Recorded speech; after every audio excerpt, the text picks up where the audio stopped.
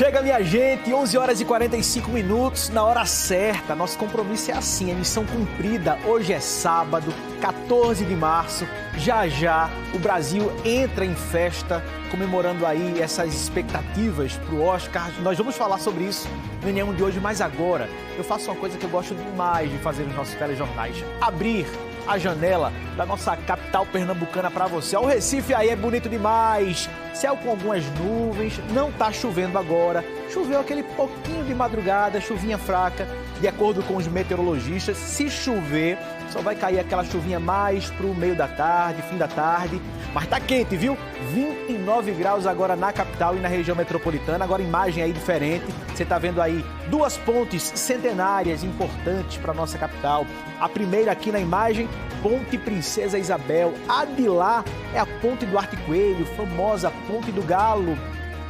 A gente tá vendo ali, ó, mais pra frente, tem o Cinema São Luís, que já já nós vamos para lá ao vivo, porque as atenções nesse fim de semana estão voltadas para Hollywood, mas também voltadas para cá, para o Recife, por causa das 4 indicações do filme O Agente Secreto. Rapaz, é coisa, viu? Bora seguir no N1 de hoje, porque durante toda essa semana os nossos telejornais trouxeram reportagens sobre a importância de combater a violência contra a mulher, de vários ângulos. Um compromisso que todo mundo precisa se envolver. Hoje você vai conhecer uma escola aqui no Recife, onde essa lição é levada por meio de aulas sobre questões de gênero. Nos últimos 10 anos, por dia, em Pernambuco, 120 mulheres foram vítimas de agressão. Onde estão as origens dessa violência e o que fazer para combatê-la? E por que é fundamental romper com a ideia de que o homem tem poder ou posse sobre a mulher? Feminicídio, opressão, misoginia, machismo. Você, homem, deve estar lendo, ouvindo muito essas palavras nos nossos telejornais, nas redes sociais, especialmente nessa semana do 8 de março. Tá cansado? Pois é, imagina só quem não apenas lê ou ouve essas palavras. Imagina quem sofre com cada uma delas. Ter a empatia e a consciência de entender de uma vez por todas que as mulheres precisam ser protegidas de uma violência que várias vezes mata e que vem do outro lado, do nosso lado, não é a favor, é obrigação em todos os espaços da nossa vida. E um desses espaços tem que ser a escola. Nessa, que fica no Recife, as aulas do 9º ano ganharam um tema fundamental: questões de gênero, graças a um projeto criado por 2 psicólogos. Olha, a questão básica, primeiro, antes de tudo, é essa importância de se trabalhar essa temática dentro das escolas. Eu acho que quando a gente fala de gênero, a gente tem que falar de políticas públicas, a gente fala muito da família, de como esses aprendizados acontecem, mas a escola, é claro que ela não vai resolver essas questões tão complexas sozinhas, mas ao mesmo tempo ela é primordial para que a gente possa avançar em direção a uma sociedade mais justa, com menos violência. Eu acho que a gente percebe um ambiente crescente de interesse, não só dos alunos, mas de toda a comunidade escolar.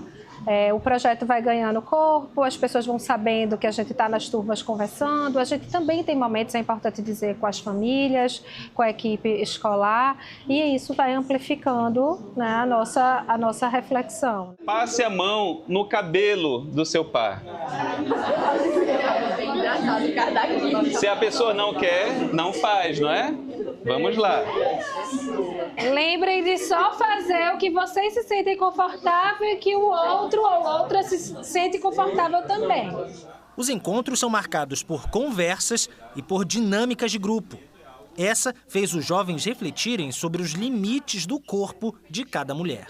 Eu acho que uma das coisas mais importantes que essa dinâmica traz é a gente saber os limites do outro, né? Saber o limite do corpo do outro, de até quando você pode ir para frente com o outro, principalmente com as mulheres, né? Que normalmente são mais assediadas do que os homens, infelizmente, nessa sociedade que a gente vive. É muito bom a gente poder falar para os meninos o que a gente passou, o que a gente sofre e ver que eles estão entendendo o que acontece com a gente, o quanto é ruim andar na rua e ter medo de qualquer coisa poder acontecer com você, ter que sempre passar para o outro lado da calçada por medo de qualquer um vir para cima. É muito bom poder compartilhar isso. Eu acho muito importante que eles também entendem, eles também têm noção do que está acontecendo. E também que, principalmente pessoas da nossa idade e meninos também, veem a gravidade do que todas as mulheres e meninas já passaram. A parceria do projeto com as aulas de filosofia tem um objetivo: provocar a reflexão. O papel da filosofia é exatamente estar instigando cada vez mais os meninos e meninas a pensarem sobre, entenderem que todo esse processo dessa construção de gênero é uma construção cultural, é uma construção histórica que precisa ser revista, né? Então a gente traz filósofos da contemporaneidade para essa discussão, a gente traz toda uma contribuição também no que diz respeito ao o que significa o patriarcado dentro disso, né? Que é exatamente a linha que faz essa divisão, né, do papel de onde a mulher chega nessa situação. As conversas sobre gênero dentro da sala de aula reverberam na escola inteira e servem de farol para outras iniciativas. Essa questão do gênero, ela atravessa todo o universo da escola.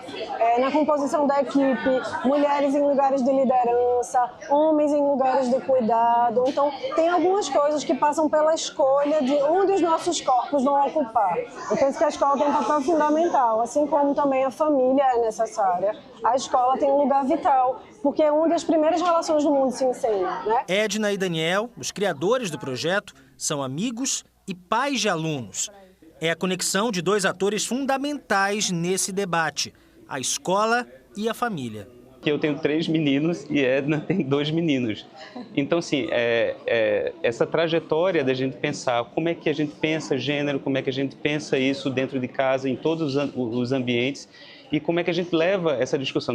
Nossos filhos são muito novos ainda, eles não estão ainda nessa faixa de participar desse projeto, mas é algo que a gente tem escutado muito nesse diálogo com as famílias aqui na escola, que a gente tem que trazer isso cada vez mais para as crianças com 6 anos, com 7 anos, com 8 anos, usar essas lentes de gênero para observar como essas coisas começam a acontecer muito cedo. Paulo Freire fala bastante sobre esperança, e eu gosto de uma ideia de esperança que tem a ver com esperançar, mas tem a ver sobretudo com acreditar que a gente pode viver no mundo que a gente sonha construir.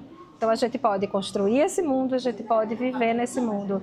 Acho que isso tem muita força nesse período da vida, né, na adolescência. O exemplo compartilhado aqui vai ganhando asas e chegando a mais lugares.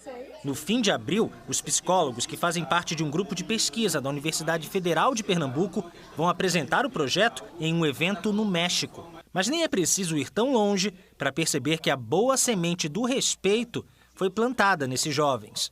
A transformação caminha aqui mesmo, bem pertinho da gente. É uma aula de vida e pela vida. Cada um de nós tem um papel na luta contra a violência contra a mulher. Qual é o seu?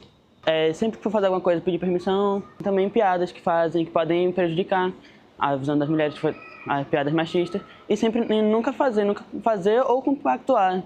Sempre avisar para alguém que faça essas piadas que isso é errado, que não deve fazer. Você acha então que nenhum tipo de violência contra a mulher tem que ser aceito? Nenhum. Você assistiu na nossa programação conteúdos especiais que discutiram a violência contra a mulher. Para encerrar essa semana temática, Bianca Carvalho comanda um bate-papo sobre os caminhos possíveis para a formação de outras masculinidades. Descomplica aí, Bianca.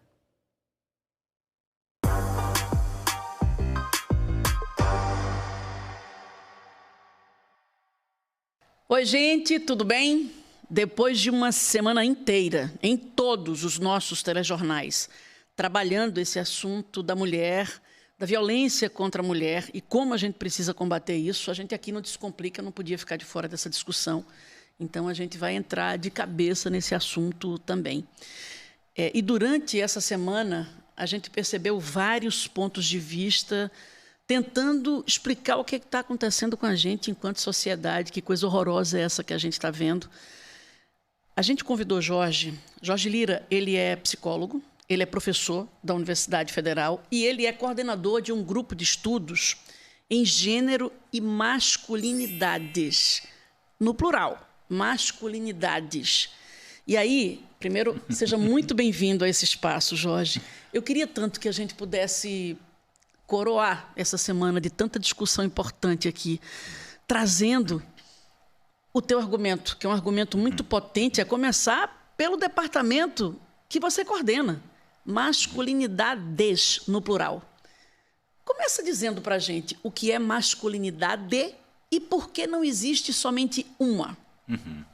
Muito bom, Bianca. É um prazer estar aqui, a gente se reencontrar. Essa questão do plural e do singular é absolutamente fundamental. Parece que é só uma questão da língua portuguesa, mas não é. É uma questão de compreensão mesmo do fenômeno, porque a gente entende que a masculinidade ou as masculinidades não é algo natural de nós homens, não é um DNA, não é uma célula, não é a biogenética que explica. Quer dizer, tem um processo de construção social, um processo de construção histórica que vem de muitos anos, mas que a gente vem exatamente questionando isso. A gente aprendeu, né, a inclusive entrar nesse debate, como eu falei, né, a partir do que o movimento de mulheres, o movimento feminista tinha feito.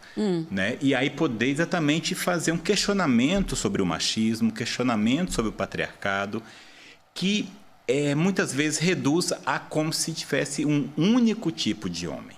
Se tivesse uma única masculinidade. Uma única masculinidade. O que é masculinidade? Masculinidade seria o quê? Olha, é o que a gente, na nossa sociedade, considera, atribui, nomeia, que seria típico do homem. Né? Típico da sociedade masculina, da população masculina. Mas o que a gente nomeia como típico dessa população masculina, o típico dos homens? A questão da agressão, a questão de uma necessidade insaciável para o sexo, por exemplo, né? A questão de que nós não conseguimos nos controlar, que a gente não consegue nos controlar, mas a gente quer controlar o outro, a gente quer controlar a outra nas relações de namoro. Que vocês sempre têm que estar com vontade, que vocês não podem ouvir não, que não podem ser rejeitados. Que não pode ser rejeitado. Então, que a gente tem força o tempo inteiro, que a gente tem que estar de prontidão, né? Que a gente ocupa única e exclusivamente o lugar de provedor e provedor financeiro na sociedade capitalista que a gente vive, né? Então, essa em espanhol chama de mandato, quer dizer, esse mandato, né? Essa prescrição, essa nomeação restringe também, né, a nós homens a um único lugar, a uma única resposta. E aí esse processo todo, né, que é um processo de aprendizagem, um processo pedagógico, um processo político que a gente vem desenvolvendo e passa por questões sociais, por questões psicológicas, pelas leis, pelas regras na sociedade, né, a gente foi verificando que isso trazia consequências e consequências nefastas para a vida das mulheres. Né? Essa semana toda, né? Todas as matérias, todas as reflexões, todas as discussões vêm mostrando aquela coisa assim, a que ponto chegamos? Né? A que ponto chegamos no qual, né, vocês, mulheres, as mulheres, parece que é nada, parece que é menos do que um objeto, é algo descartável, algo que pode ser destruído. Né? E a gente tem visto, né, uma destruição absurda. É terrível, né? terrível. Era isso até que eu queria entender, porque quando a gente diz masculinidades, que é o título do teu grupo de estudos, a gente está dizendo que não existe somente essa prescrição, não é uma bula.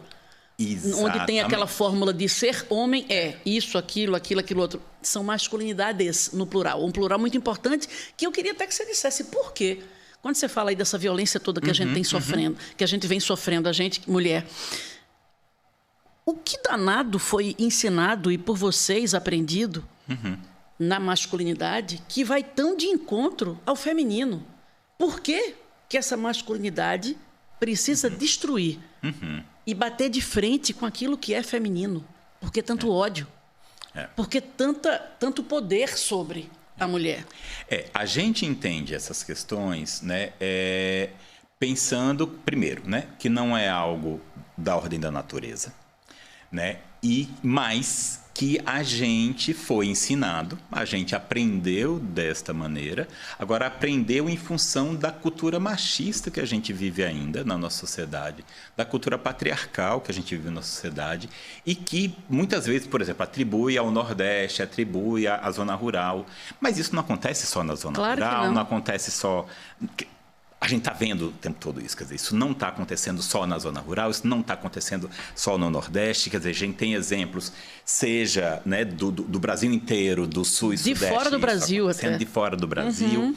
A guerra que a gente está inserido mundialmente nesse momento, a linguagem da guerra, né, o valor que se coloca da história da guerra, a ideia do homem como um guerreiro, né, isso é algo que a gente aprendeu, mas a gente pode se contestar essa aprendizagem. A gente pode pensar de forma diferente, a gente pode transformar esse processo. Ainda bem que quando a gente fala de outras masculinidades, a gente tem ouvido aqui e ali homens falando diferente. Eu até te convido para a gente assistir a alguns depoimentos que a gente fez com homens que pensam diferente sobre essa masculinidade. Vamos ver. O que acontece é que muitas vezes nós saímos de casa vestidos de nossas armaduras de homens e sedentos por experiências de coragem, de heroísmo, e nós escondemos nossas inseguranças, nossas vulnerabilidades e medo, pois isso não seria coisa de homem.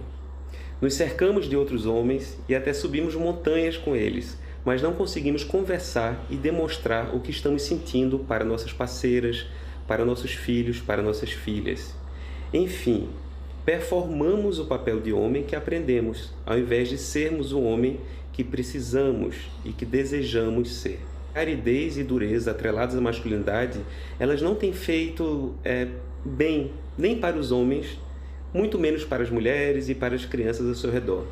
Então, sabendo disso, quem sabe nós podemos abrir caminho para masculinidades, no plural, mais saudáveis, pautadas por coisas muito importantes como carinho, afeto e cuidado. Eu acho que uma pergunta importante a se fazer é que tipo de homem a gente está aprendendo a ser, né? Eu sou um homem trans e na minha experiência eu costumo ver assim que eu me deparei com duas masculinidades, né? Aquela que eu vejo como mais saudável e tento, né, me aproximar, e a masculinidade real, né, que é a do dia a dia que você vê ali. Então, uma das primeiras vezes que eu não falei de cara que eu era trans, eu me deparei com essa masculinidade real do dia a dia. E eu escutei as coisas mais desumanizantes possíveis sobre mulheres, né? E assim, como eles ficam à vontade em falar as coisas mais absurdas quando eles acham ali que eles estão entre os pares, né? E isso revela muito de uma masculinidade construída, né, na ausência da mulher enquanto sujeito. Os homens precisam perceber que estão na armadilha, precisam se responsabilizar e precisam também sentir que existe um mundo muito melhor para além disso. Existe um mundo muito melhor além do machismo, muito mais potente, muito mais sensível, muito mais rico. Ou seja, não é um sacrifício lutar contra o machismo, pelo contrário. Para mim é o caminho mais inteligente possível e é preciso que os homens comecem a perceber isso. Ser homem em 2026 é fugir do domínio único do homem rico, branco, heterossexual como imagem de homem. Construir no mundo o homem que a gente acredita e quer ser. É tão bonito a gente escutar isso, né, Jorge? Porque aí quando diz assim, ninguém está dizendo aqui que o homem ele não pode ser, que ninguém está falando nem da orientação sexual, de ser heterossexual, não é nem isso, mas assim, para você ser homem, você não precisa ser bruto, sabe? Acabou, essa imagem de homem brucutu é muito feia. Então você não precisa ser, sabe, rude, você não precisa mandar em tudo, você não precisa falar alto, não precisa ser grosso, você não precisa. Mas, Jorge, o que a gente percebe é que o time da pessoa, do homem, perde, ele desconta na mulher. O dinheiro em casa aperta, ele desconta na mulher. Ele briga fora de casa, ele briga na rua, ele desconta na mulher. Tudo é motivo para descontar essa raiva, esse negócio na mulher. É muita raiva, a gente fica sem entender por que isso, meu Deus. E outra, se tu aprendeu isso, desaprende, pelo amor de Deus. Não é? Sem dúvidas, porque, veja, o que os depoimentos trouxeram, né, a questão da armadura, a questão da guerra, a questão da violência, né? A questão do machismo, a ideia de poder pensar que existe uma única masculinidade e em contraponto a outras, né? Então, essa ideia do plural traz exatamente essa transformação dessa masculinidade, que a gente não precisa corresponder a essa expectativa, e isso não vai nos tornar menos homem. Esse que é o ponto, né? Porque essa associação, né, da ideia do que se eu não sou homem da maneira como disseram que eu deveria ser, né, e eu me permito fazer de forma diferente, né, é como se eu estivesse deixando de ser. E esse foi o ponto principal e fundamental que levou a gente nessa discussão toda, de trabalhar na questão da paternidade e paternidade na adolescência ou na juventude, de discutir as questões das masculinidades em relação ao debate sobre violência, em relação à questão da redução de danos, por exemplo, no uso de bebida alcoólica ou de drogas, né? Mas a partir do princípio dos direitos humanos, a partir do princípio da redução de danos, na discussão sobre, né, violência, pensar, né, que a gente tem um papel, mesmo que eu não seja agressivo, que eu não seja violento, eu tenho um papel aí de me colocar em contraponto a essa história. Não na ideia de proteção das mulheres, coitadinha das mulheres que precisam da proteção dos homens. Não é essa a ideia. Né? Não é essa a ideia de que a gente se coloque para proteger as mulheres, porque assim, nesse sentido, né, as mulheres é que mostraram para a gente que sim, elas têm força, sim, elas conseguem sexo, né, forte, se virar. não sexo frágil. Exatamente. E no campo do trabalho também, estamos vendo isso no campo da política. Tantas mulheres né? provedoras, inclusive. Muito mais mulheres provedoras, chefes de família, do que os caras, né? Com formação ou não, né? Com experiência ou não. No campo da política também há exemplos. A gente passou pela pandemia, né, da Covid e teve, né, presidentas na Austrália, por exemplo. Né? A primeira-ministra era uma mulher e teve todo um cuidado sanitário, um cuidado em saúde que foi completamente diferente do Brasil. Né? Então, não é... E também, veja, não é a ideia do contraponto, exatamente, não é a ideia da confrontação. Masculino e feminino, masculinidade, não é isso, a gente não está falando disso. Não estamos falando disso, tem exatamente, é um processo de coletivo, de compartilhado, de convivência, de solidariedade, entendeu? Não é... Eu acho que a gente tem um momento muito legal sendo vivido agora, e já caminhando para a gente concluir isso aqui, que eu tenho visto alguns homens se pronunciarem. Porque a luta foi a gente que iniciou, naturalmente. A gente estava sofrendo, nós estamos sofrendo. Nenhuma de nós sai à rua achando que está segura, a gente não está. E a gente está com medo. Então, a gente iniciou essa luta. Mas eu tenho visto alguns homens entrarem nessa luta. E o que machuca muito, a gente viu o entrevistado dizer isso aí, acho que foi o Gabriel, ele disse assim, que quando ele chegava e ele percebe como o homem, num grupo só de homens, o homem se sente à vontade para falar da mulher da pior maneira, desmerecendo a mulher, falando mal. Então, cara, se você é homem, sabe, não fica endossando esse comportamento. É isso que eu acho que eu queria ver mais homens, mais vocês dizendo isso.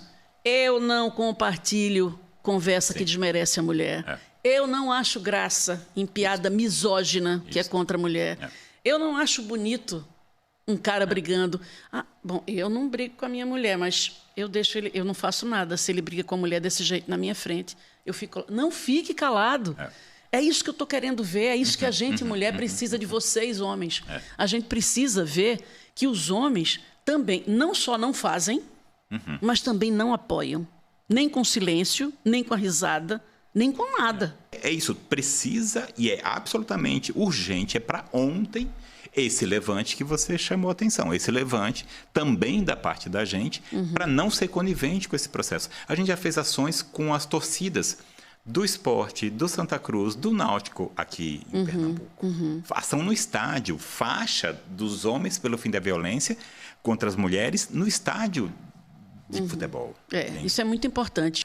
Nós precisamos fazer algo de forma diferente, se contrapor e estabelecer um limite a essa situação, a essa sociedade violenta, a essas situações trágicas que têm acontecido, né? Então, colega, amigo, se posicione publicamente, né, contra essa violência. E outra, se você não fala que você aprendeu assim, que teu pai era assim, que teu avô era assim. Ok, eles eram, você não precisa ser também. Desaprende e aprende de novo de outro jeito. E você, que é mulher, você não está sozinha. Tem uma rede grande que está aqui, do teu lado, a teu favor, entendendo que tudo isso que está acontecendo é um absurdo, está errado e precisa mudar, querido. Obrigada, foi um prazer te receber, Bianca, e conversar contigo sobre isso. Pensem sobre isso, meus amigos, minhas amigas, por favor. Um cheiro, até sábado.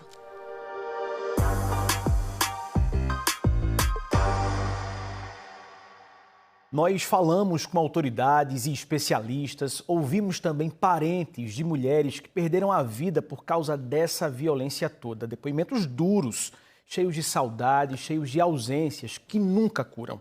E nós também falamos com elas. Mulheres que carregam na pele as marcas dessa violência. Foram relatos fortes, profundos, cheios de dor, mas também de resistência e coragem. Agora, essa campanha saiu da tela, ganhou a nossa fachada. E hoje também ganha os rostos de quem faz, de quem se importa, de quem está junto. Aqui, ó, a nossa foto. Ela chegou também a quem passa pela Rua da Aurora, endereço da TV Globo. E começa a chegar ainda mais a partir de cada um de nós. Porque é preciso chamar a atenção, sim, sempre. É preciso falar. Nessa foto aqui que você está vendo, ó, nós mostramos, são os rostos dos profissionais, parte da equipe de várias áreas da TV Globo Pernambuco, para dizer que combater a violência contra a mulher é o nosso papel. Aliás, é um papel de todos nós. E a Polícia Civil fez uma operação que prendeu 3 suspeitos de estupro de vulnerável e abuso sexual infantil na região metropolitana do Recife. De acordo com a polícia, eles são suspeitos de cometerem crimes contra as próprias filhas, enteadas e outras crianças. De acordo com as investigações, um dos abusos aconteceu dentro de um hotelzinho. O delegado responsável pelo caso passou detalhes sobre essas prisões. Foi desencadeada a operação de polícia judiciária denominada de Guardiões da Infância. Visou dar cumprimento a 3 mandados de prisão preventiva em desfavor de 3 indivíduos envolvidos na prática de crime de estupro de vulnerável. Os mandados foram cumpridos em Recife, Jaboatão e em Paulista. Essa investigação foi da 2ª Delegacia de Crimes contra a Criança e Adolescente e Atos Infracionais, sediada em Jaboatão. O delegado titular, ele representou por essas prisões e foi dado cumprimento na referida data, tendo um dos alvos sido preso no dia posterior, na quarta-feira. E uma outra operação, 8 homens foram presos e um adolescente foi apreendido, suspeitos de usarem um conjunto habitacional no centro do Recife para o tráfico de drogas, junto de pessoas que são inocentes também.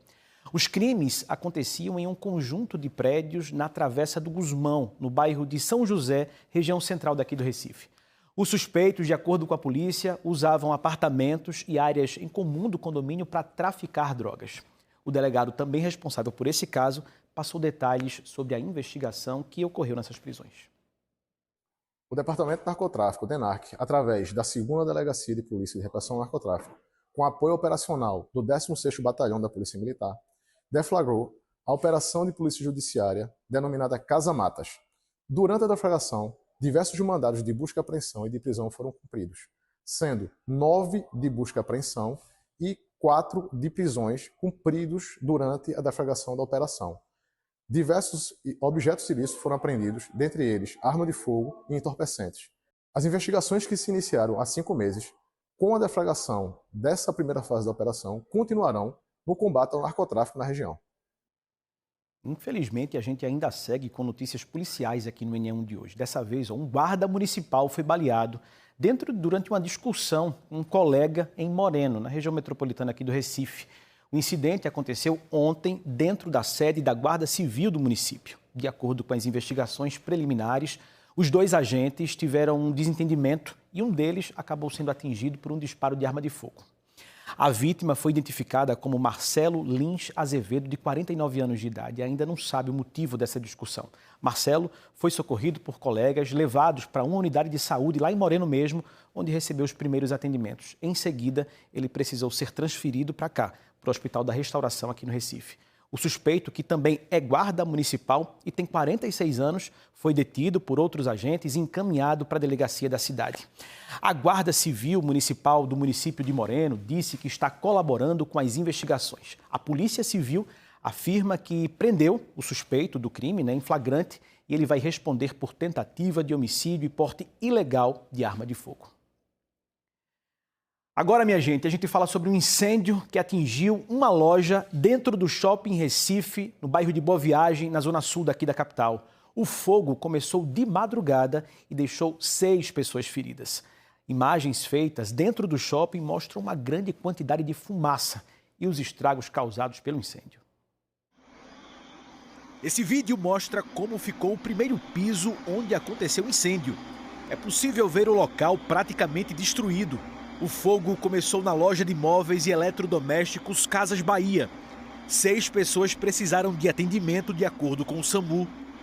2 vítimas foram hospitalizadas e uma delas está internada em estado grave no Hospital da Restauração. As imagens mostram muita fumaça e objetos quebrados, revirados, com marcas de queimado. Olha o fumaceiro. Casas Bahia pegou fogo. Vai. Meu Deus do céu. Este outro vídeo mostra funcionários caminhando no meio da fumaça e o alarme de incêndio tocando. Tinha tanta fumaça que ficou difícil ver o caminho para sair do local. Casas Bahia, meu filho. Assim foi passado o rádio. Ei, Roberto, não é melhor... Ei, Roberto, tem que voltar. Volta, Roberto. É doido?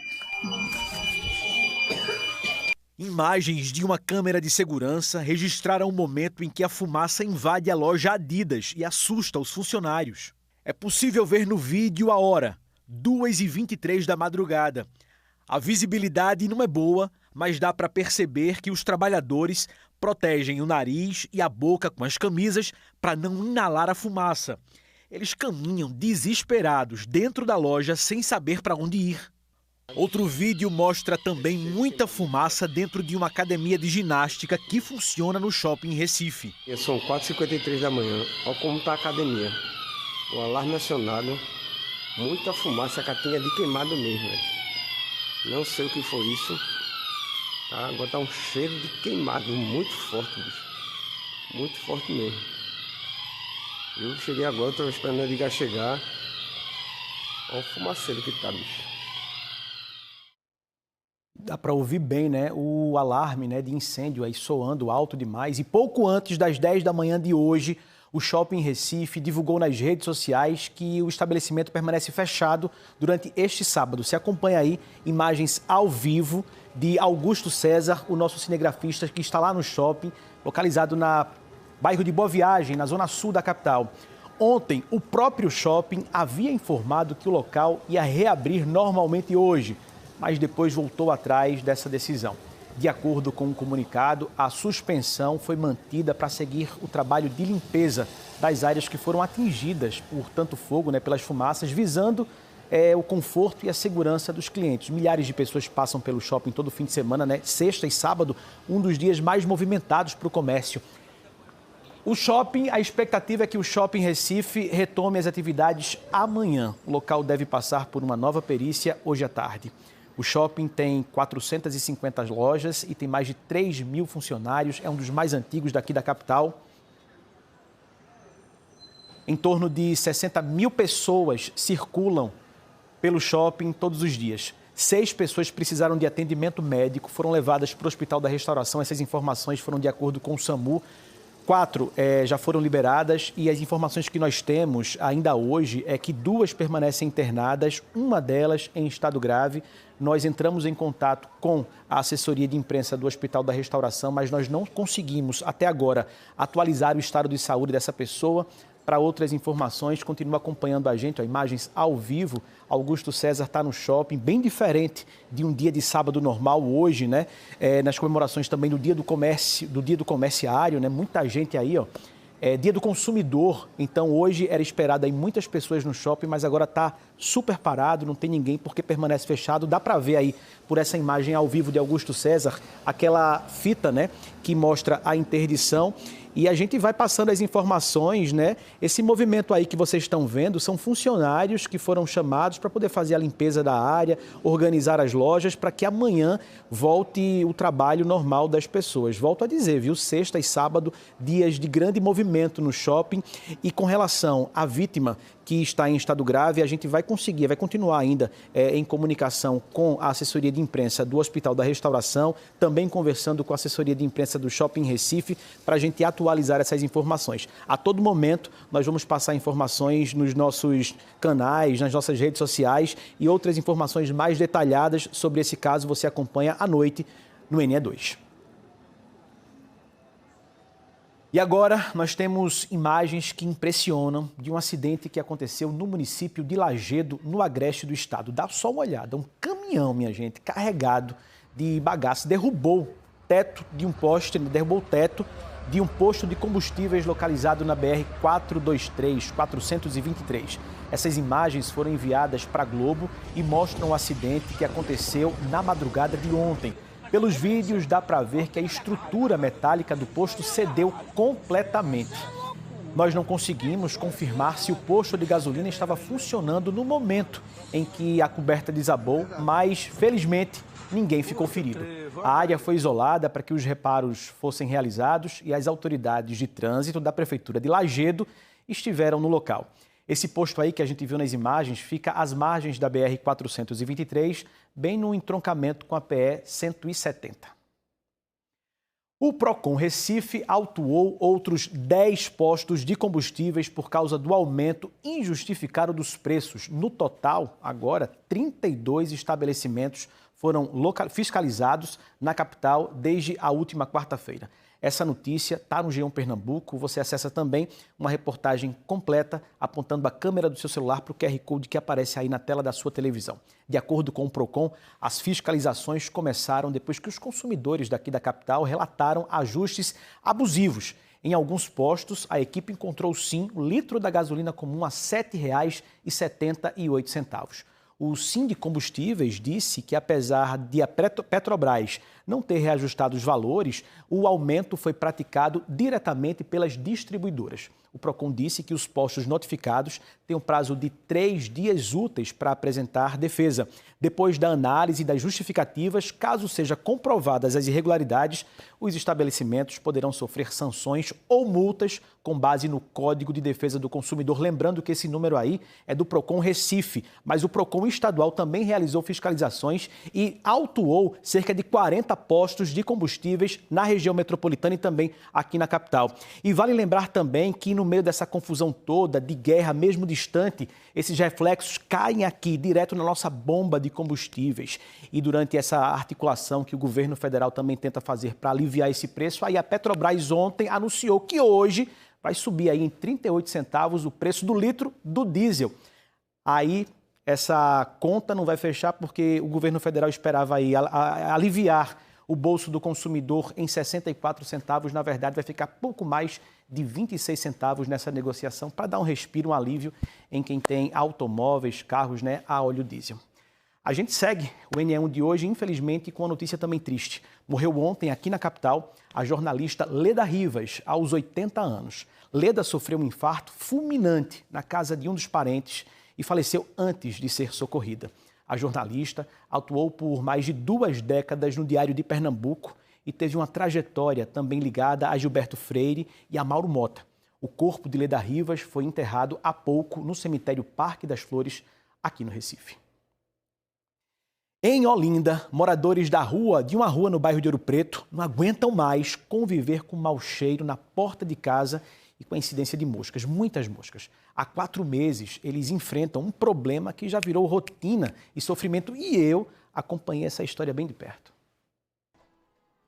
É esse buraco que mede quase 2 metros de diâmetro e que já engoliu parte do meio-fio, um pedaço da calçada e 2 degraus desta casa. Olha aí a dificuldade que Davidson tem para poder chegar até a grade do primeiro andar. Ele conta que o problema começou com água suja minando no calçamento. Era dezembro do ano passado. Começou com um buraquinho pequeno aqui na frente de casa, né? E o vizinho dizendo que era lá dentro de casa. Aí eu e meu irmão começou a cavar aqui. Começou a cavar. Só que o povo dali de cima começou a dizer que o buraco era muito fundo, era o cano da rua. E tinha que chamar a Compesa. Aí minha irmã mandou vídeo, mandou foto, ligou. E ele dizendo que vinha e nada. Ninguém nunca veio? Nem para olhar. O tempo foi passando e o buraco na rede de esgoto da rua Antônio Marcelino Veiga aumentou. Moradores botam pedras para evitar que a água suja se espalhe, o que não adianta muito. Como a rua é inclinada, a água escorre sem parar, de dia e de noite. O buraco fica bem ao lado da casa de Dona Adriana. Ela conta que precisa varrer o meio-fio várias vezes por dia. Muito mosquito, muriçoca, barata e fora o fedor. E trabalha assim com comida. Aí para os clientes tá vindo, aí vê a situação de uma nojeira dessa na frente de casa, aí as pessoas até evitam. Além dos desconfortos causados pela sujeira, como o mau cheiro e as muriçocas, esse problema trouxe outra consequência. Por causa do buraco, segundo os moradores, o caminhão da coleta de lixo não consegue mais passar pela rua toda. Aí os garis juntam as sacolas neste local. Mas Dona Bernadette reclama porque eles demoram muito para levar tudo. Ela mora bem ao lado do local onde o lixo fica acumulado e mostra as armadilhas que ela espalha pela casa para capturar moscas. As folhas adesivas ficam sempre cheias. Eu tenho que trocar um por dia. Como é que a senhora fica dentro de casa, hein? Tudo coberto. Então, as moscas mordendo a gente, mordendo meus filhos, mordendo todo mundo aqui dentro. Meu marido não aguenta nem ficar aí no terraço. É um absurdo, o maior absurdo que eu já vi na vida. Realmente é difícil conviver com uma situação dessas, né? E algo que parece tão pequeno demora tanto para ser resolvido. Pois bem, nós entramos em contato, com a Compesa para saber o que vai ser feito em relação àquele buraco que se abriu na rua Antônio Marcelino Veiga. A Compesa confirmou que foi acionada pelos moradores. Disse também que constatou o problema do esgoto lá no local, naquela rua, e disse que um serviço de desobstrução, desentupimento, da rede de esgoto deve ser concluído até o fim do dia de hoje, sábado. A Compesa também informou que só depois desse serviço vai ser possível identificar qual foi a causa real desse problema que causou aí aquela água minando no começo e depois aí esse buracão. E que se tiver aí reclamação em relação aos serviços da Compesa, as providências vão ser tomadas. Sobre o recolhimento do lixo, que a gente viu já em alguns pontos, porque o carro do lixo não consegue mais passar pela rua por conta do buraco, a Prefeitura de Olinda afirmou que uma equipe de limpeza urbana seria enviada até o local para verificar melhor qual a estratégia seria tomada para normalizar o serviço. A gente está em contato também com os moradores de lá, qualquer novidade a gente passa também no NE1. Bora respirar um pouquinho agora, falar de coisa boa também, porque o Parque da Macaxeira, na Zona Norte daqui da capital, é sempre uma boa para quem quer juntar a criançada e a família toda. E ter momentos de lazer de graça, ao ar livre. Olha só, coisa legal. Se você está procurando uma programação hoje à tarde, lá na Zona Norte, tem feirinha de empreendedorismo e vários serviços sendo oferecidos lá no parque. A gente preparou uma reportagem para que você veja tudinho o que pode ser resolvido por lá, toda a bronca que pode ser resolvida por lá agora de tarde. Bora ver. O pessoal da vizinhança gostou do convite. Serviços de graça em várias áreas. Dona Ivone, que mora na comunidade do Buriti, tem uma questão jurídica para resolver e ficou sentada na fila esperando a vez. Eu sou casada, mas meu esposo morreu. Quando morreu, ele tinha outra mulher e o filho dele, o filho com ela, quando chegou lá no cemitério, disse que eu era divorciada. Aí eu fiquei com os documentos para resolver, tirar de casada para viúva. Por isso que eu estou aqui. Procurar em outro lugar tinha que ser com advogado e eu ia ter que pagar. Aí eu não posso pagar, por isso que eu estou recorrendo aqui a esse mutirão que está acontecendo aqui. Os organizadores espalharam o atendimento por diversas áreas do Parque da Macaxeira. Tendas, trailers, com os vários serviços da Prefeitura do Recife e outros fornecidos por instituições parceiras. Na área de beleza, limpeza de pele, corte de cabelo, testes rápidos de glicose teve também. Na fila para o mamógrafo, Soledade é a primeira. Preciso sim, estou com cisto no seio e preciso estar se cuidando. Chegou o dia, né? Chegou o dia. Então só falta esse exame para eu voltar para a médica. Documentos em dia são frequentemente uma necessidade.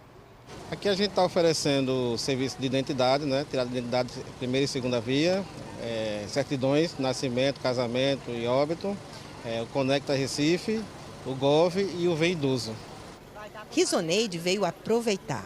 Vim pela mamografia, estou ali a segunda, e vim pelo meu documento de idoso para passar, viajar e fazer transporte por conta do que eu tenho direito. Tsunami trouxe a avó, Mercedes, que está com 89 anos. Elas têm esperança de resolver algumas questões que são importantes para a família. Dona Mercedes, a senhora vai tirar uma identidade nova? Vai, sim. Vou. Cadê a antiga da senhora? A antiga ela já não vale mais, né? Por conta do tempo, e a gente precisa tirar uma nova para poder resolver as burocracias que a gente está vendo aí que precisa. Ela está com benefício preso e a gente está tentando reativar o benefício dela. Entre as muitas atividades, um mini curso para as alunas aprenderem a fazer turbantes. A oferta dos serviços vai até 4 da tarde.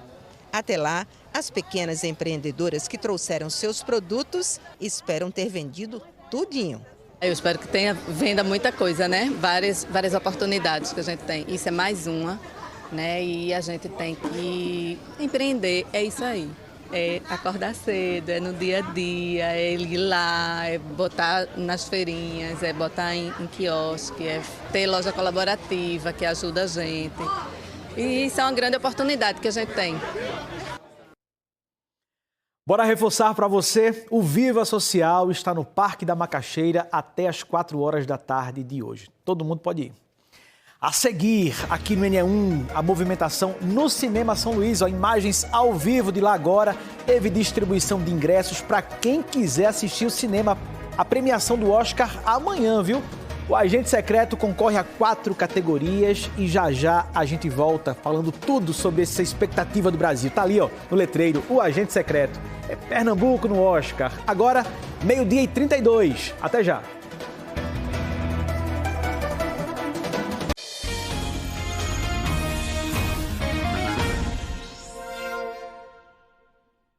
Meio-dia e 34, o NE1 tá de volta. O Brasil inteiro tá na expectativa para amanhã, dia da cerimônia de premiação do Oscar. E o Agente Secreto, filme que teve o Recife como cenário, com diretor, equipe, parte do elenco, tudo pernambucano, concorre a 4 categorias, minha gente. E o tradicional Cinema São Luís vai transmitir essa premiação ao vivo. A entrada é de graça e a retirada dos ingressos foi de manhã. Bilheteria no cinema. Quem explica tudo pra gente é Mônica Silveira, ao vivo, tá na frente do São Luís. Mônica, eu soube que vai ter tapete vermelho, pipoca. Como é que tá por aí agora, hein? Conta pra gente. Já tá com roupa de Oscar, Mônica? Ainda não, Gil. Daqui a pouco a gente vai fazer a produção, né? Amanhã. Mas é o seguinte, a gente não só está na frente do cinema, como a gente está na frente da bilheteria. Esse aqui deve ter sido o lugar mais disputado do mundo hoje, porque foi tanta da gente chegando aqui hoje para tentar conseguir um ingresso para assistir a cerimônia de transmissão do Oscar amanhã, de dentro do São Luís. Aí o que aconteceu? Havia 500 ingressos disponíveis para o público. Essa calçada ficou cheinha de gente, uma fila animadíssima, porque teve orquestra de frevo, teve tudo. A fila saiu dando volta e terminou que esses 500 ingressos foram embora em mais ou menos 1 hora. Os outros ingressos para assistir a premiação de dentro do São Luís são para o elenco, tem aí 124 pessoas mais ou menos que disseram que vêm, e também para algumas autoridades. Tudo pronto por aqui e Carla é que vai dizer para a gente melhor. Quem não conseguiu nenhum desses ingressos vai fazer como? Carla, boa tarde. Boa tarde, Mônica. Boa tarde a todos que nos assistem. Hoje foi uma festa da festa, não é verdade? Porque foi uma festa para entregar um dia muito feliz. Mas para quem não conseguiu pegar o ingresso para acessar dentro do Cinema São Luís, a gente vai ter uma extensão do Cinema São Luís aqui na Rua da Aurora, né? Com um telão que vai transmitir tudo que vai passar dentro do cinema, vai ser transmitido aqui também. Preparamos um tapete vermelho com muita surpresa que remete... Peraí, esse tapete vai ficar onde aqui? Explica pra gente, porque a gente tá bem aqui na Rua da Aurora. Esse tapete vai ficar na Rua da Aurora todo.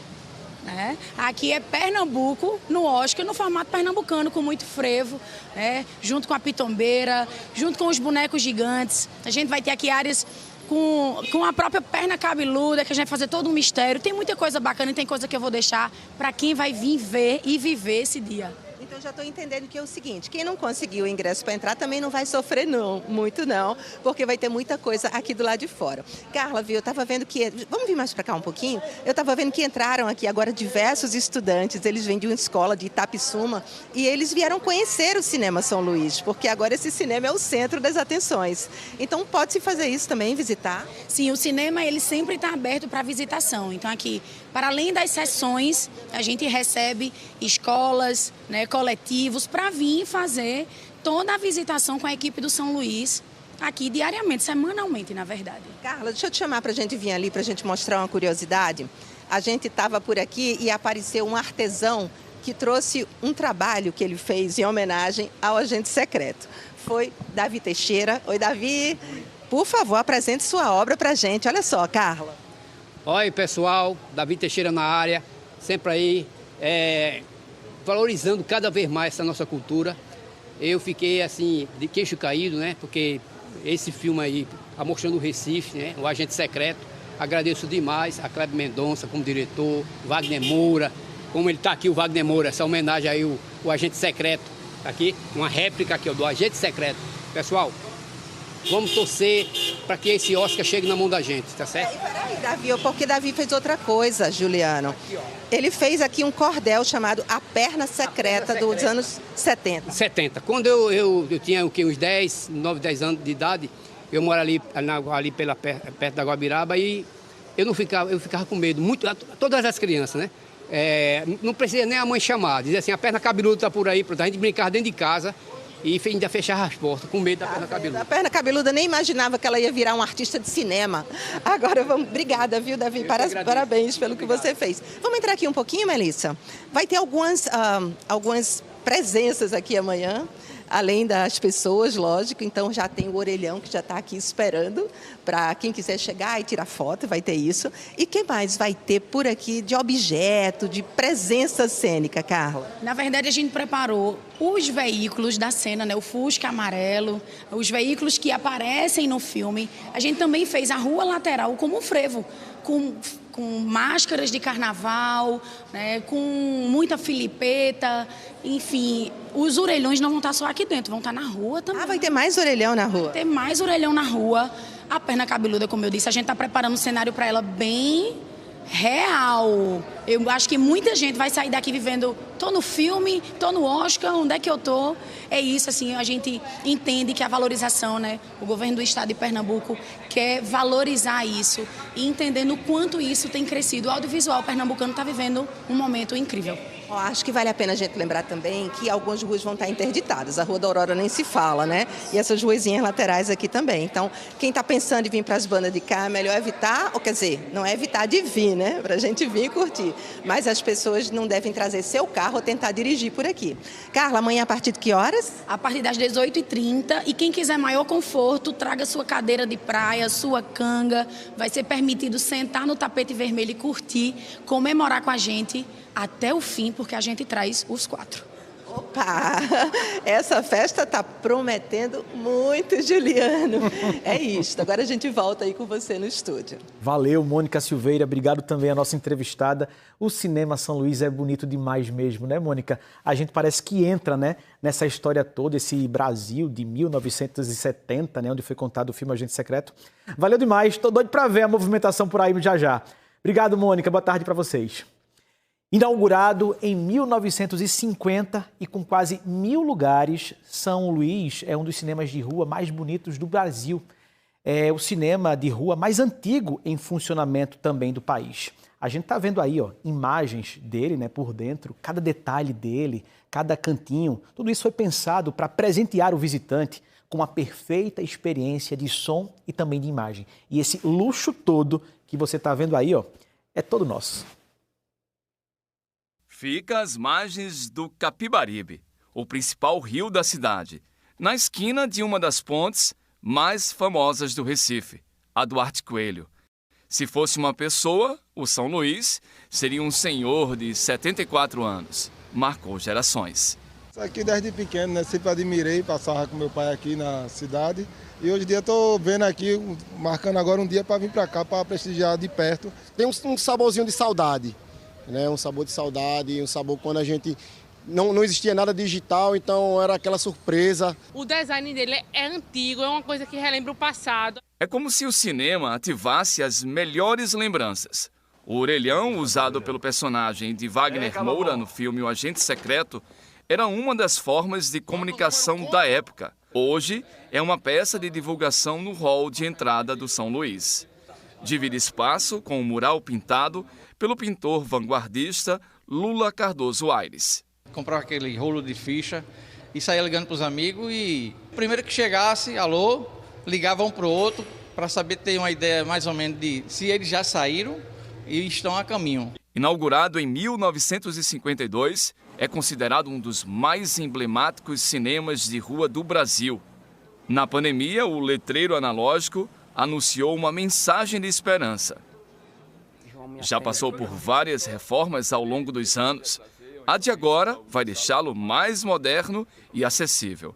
Vai ganhar elevadores e uma sala de imersão. Até o fim das obras, o funcionamento está reduzido. O destaque na programação é o Agente Secreto, que teve cenas gravadas aqui. Por mais de 40 anos, este sino chamado bombo tocava 3 vezes antes das sessões. Primeiro toque para as pessoas sentarem nos seus lugares. O segundo, para dizer que o filme ia começar.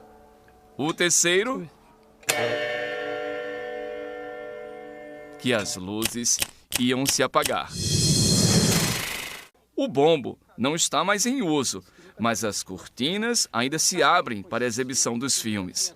E os vitrais se acendem quando a sala fica escura. O cinema é famoso pela arquitetura Art Deco, com paredes que possuem detalhes do teto ao chão. Os brasões remetem a palácios da França. Esses detalhes em madeira, nas paredes e no teto, não são apenas estética.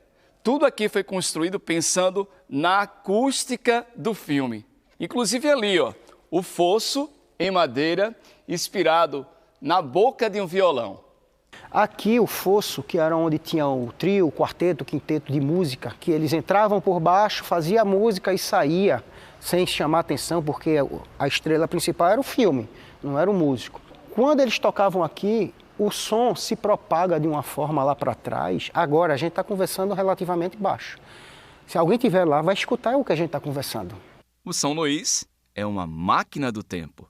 Todos os elementos assim feitos com muito cuidado, né, com muito carinho, pensando nos anos 50, que é o auge, né, da era de ouro do cinema. É uma espécie de templo, né, onde essa ideia de um cinema como arte, né, como cultura, como elemento formador, ele está presente em toda a sua trajetória. Com mais de 60 prêmios internacionais e 4 indicações ao Oscar, O Agente Secreto é um fenômeno. O filme é brasileiro, um dos filmes brasileiros mais premiados da história. Conquistas como essas inspiram novos talentos, jovens profissionais que sonham com o mercado do audiovisual brasileiro. Como nasce um talento? No roteiro da vida, há quem espere a cena perfeita, mas muita gente prefere escrever a própria história. Foi assim com a Anne, aluna da primeira turma de cinema da Universidade Federal de Pernambuco em 2009. Hoje é mestranda e faz o primeiro longa-metragem. Ela está no meio de nós, é um terror psicológico ambientado numa cidade fictícia do interior. O filme está na fase de pós-produção. Antes de assumir a direção do próprio longa, Anne trabalhou em outras produções, inclusive em O Agente Secreto, do diretor Kleber Mendonça Filho. O maior desafio de ser cineasta no Brasil, e principalmente aqui no Nordeste, eu acredito que seja a visibilidade dos nossos filmes, seja fazer os nossos filmes chegarem até as pessoas mesmo. Inspiração para os cineastas e futuros cineastas, Ao receber o Globo de Ouro de melhor filme em língua não inglesa em janeiro, Kleber Mendonça Filho fez questão de falar sobre investir em novos nomes. I dedicate this film to young filmmakers. This is a very important moment in time and history to be making films. Here in the US, in Brazil, American young filmmakers make films. Thank you very much. Quando o Kleber ganhou o prêmio que ele indicou ali para jovens cineastas, para os jovens cineastas do mundo todo, eu me senti diretamente contemplada. No Centro de Artes e Comunicação da Universidade Federal de Pernambuco, jovens estudantes carregam essa ambição. Todo mundo quer ser o próximo grande nome do cinema pernambucano. Depois da grande digitalização que houve e o barateamento das câmeras, a gente encontra pessoas com vários tipos de formação e que conseguem traduzir, contar suas histórias a partir das imagens, tendo formações formais, oficiais, institucionalizadas, ou apenas a formação da prática. As memórias de uma infância no cinema incentivaram Isadora a chegar até aqui. A primeira memória que eu tenho é de ir para o Cinema São Luís com meu pai para assistir o Festival de Animação. E eu acho que ver ali naquela tela, com todas as pessoas assistindo, me deixou apaixonada assim, pela arte. E depois, com o tempo, eu fui aprendendo mais sobre o ofício de fazer cinema. A expansão do mercado também anima os futuros profissionais da área. A Agência Nacional do Cinema, a Ancine, registrou em 2025 um recorde. Mais de 3.500 salas de cinema em operação no Brasil. O público também cresceu. Foram 112 milhões de espectadores no país. Jeff investiu tempo e esforço para realizar um sonho. Começou trabalhando com sonorização, chegou a ganhar um Kikito de Ouro, prêmio do Festival de Cinema de Gramado, com um curta de animação. Hoje, produz filmes e documentários. Nossos filmes indo para outras telas, indo para outros lugares, alcançando outros ares e assim oportunizando a gente a ter mais conexões com outras pessoas cineastas, com outros produtores audiovisuais, com outras obras, com outros contextos e cada vez mais munindo a gente de informação para a gente olhar o mundo de uma forma que a gente possa apresentar ele numa telinha com um olhar único de cada um de nós. E para fechar o nosso pacote do Oscar, também tem Suor Brasileiro em uma quinta indicação. O brasileiro Adolfo Veloso também concorre ao Oscar numa produção estrangeira. Ele concorre ao Oscar de melhor fotografia no filme Sonhos de Trem. 5 Oscars, já pensou? Bora ver, né? A seguir, um bate-papo animado com os atores que estão aqui no Recife para um musical sobre Tom Jobim, um gênio da música mundial. O N1 volta já, agora 12h49.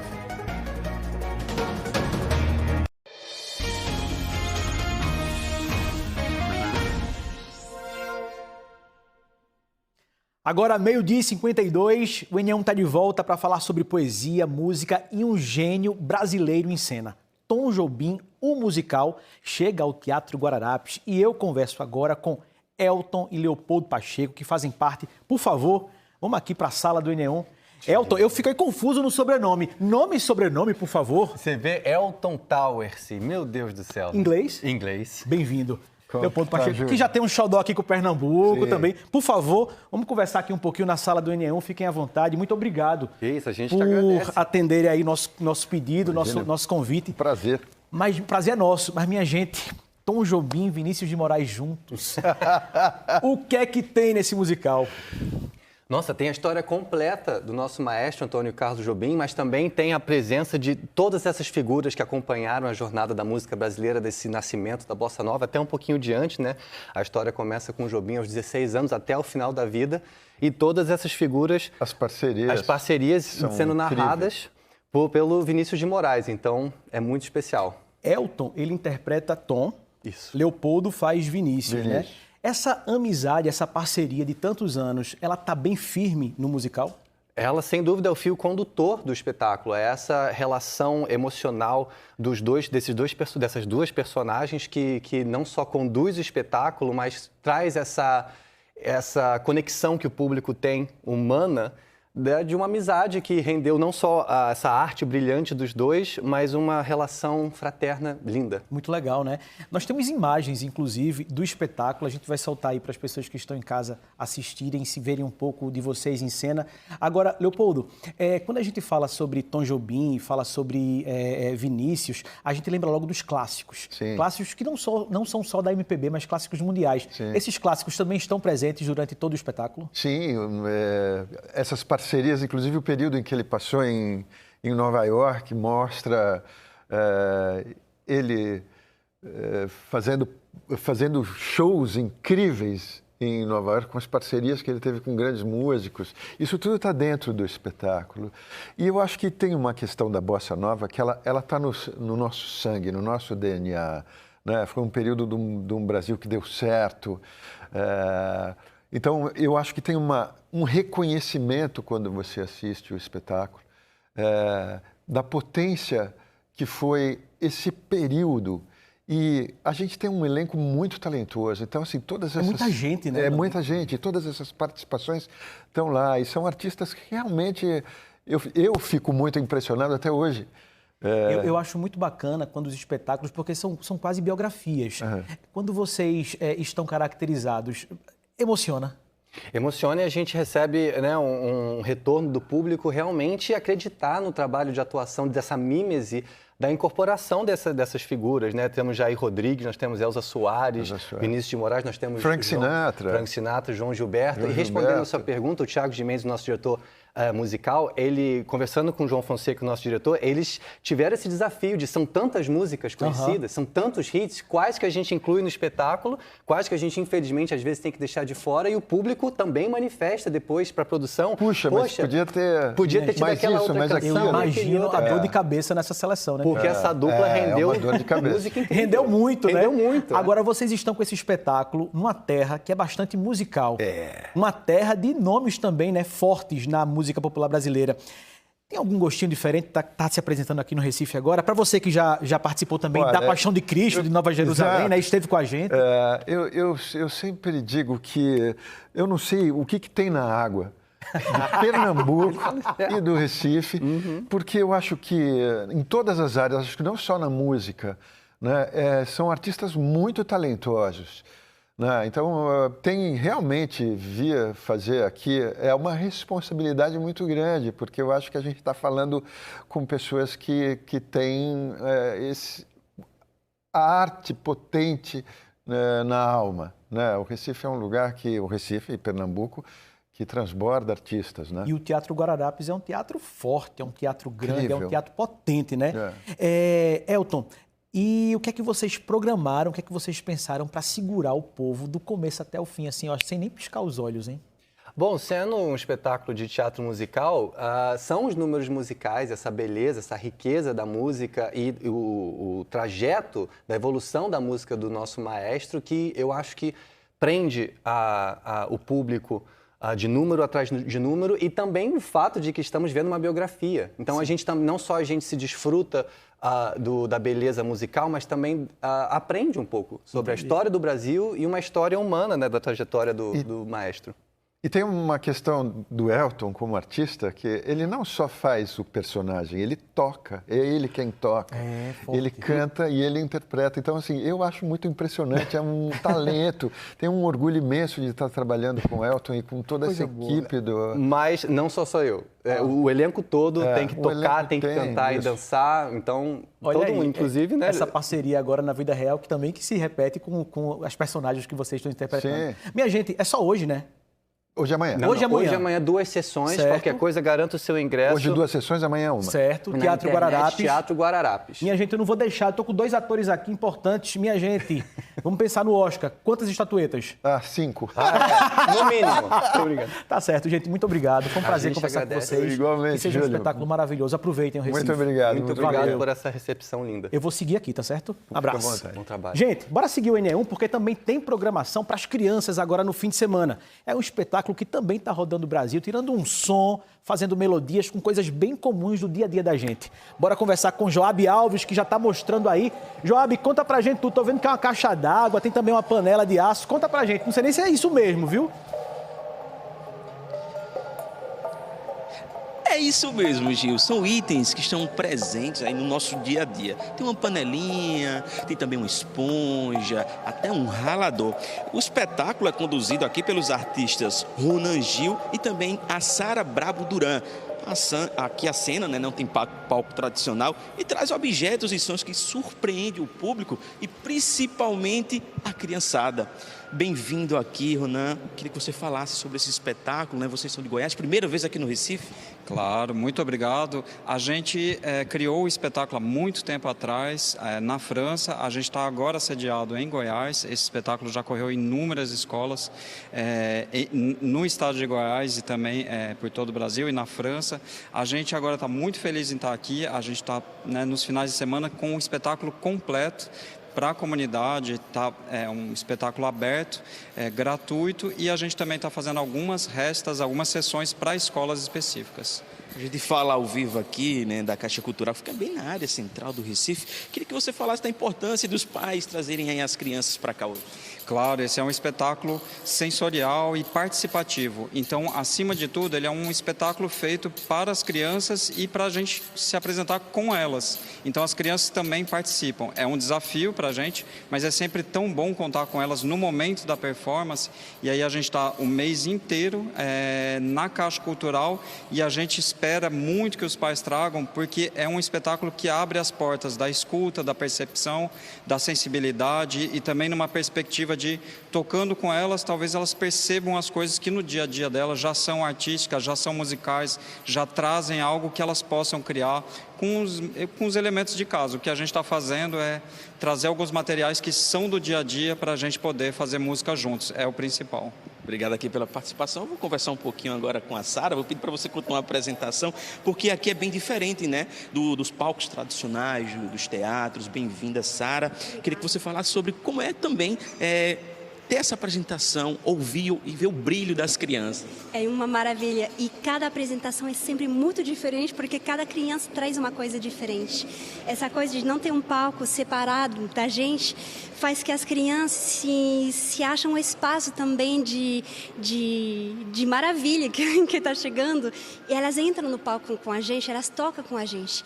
E nesse momento de eu sou capaz de fazer, tem esse brilho maravilhoso que vem, a gente brinca muito com o ouvido também, com movimentos ao redor dos ouvidos. Cada vez que a criança entende que não tem uma coisa acontecendo, repare esse som que acontece quando as mãos vêm ao redor dos ouvidos. De uma vez, são olhares que se abrem, que olham do lado, que compartilham. E essa troca, esse compartilhar que a gente gosta. Sobre os ingressos, como é que faz para pegar aqui? Como é que os pais podem vir para cá para conseguir esse ingresso? Então, a entrada é gratuita, mas está sujeita à lotação. Então, seria bom chegar ao menos meia hora antes e retirar os ingressos aqui na Caixa Cultural mesmo. Até quando vai esse espetáculo aqui no Recife? Até o dia 29, os sábados e domingos, às 14h17.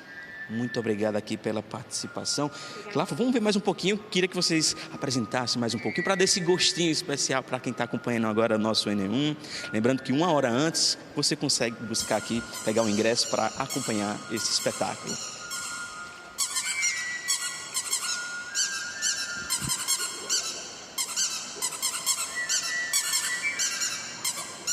Juliana, eu volto com você no estúdio. Valeu demais, Joab. Que espetáculo interessante, mostrando as nossas casas musicais do Brasil afora. Minha gente, acabou o NE1. Daqui a pouco tá tudo no Globoplay.